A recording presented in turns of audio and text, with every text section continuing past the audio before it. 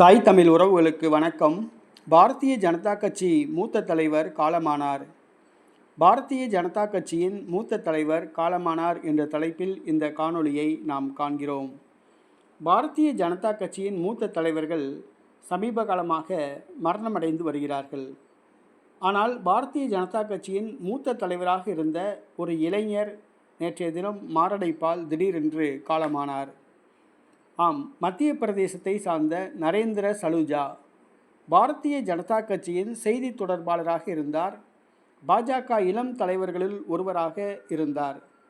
இவர் பாஜகவில் சேர்வதற்கு முன்பாக காங்கிரஸ் கட்சி முன்னாள் முதலமைச்சர் கமல்நாத்துக்கு மிகவும் நெருக்கமானவராக இருந்தார். பாஜக நிகழ்ச்சிகளில் பங்கேற்பதற்காக மத்திய பிரதேசம் வந்தார். அவருக்கு திடீரென நெஞ்சுவலி ஏற்பட்டது. மருத்துவமனையில் அனுமதிக்கப்பட்டார். ஆனால் சிகிச்சை பலனின்றி அவர் மாரடைப்பால் காலமானார்.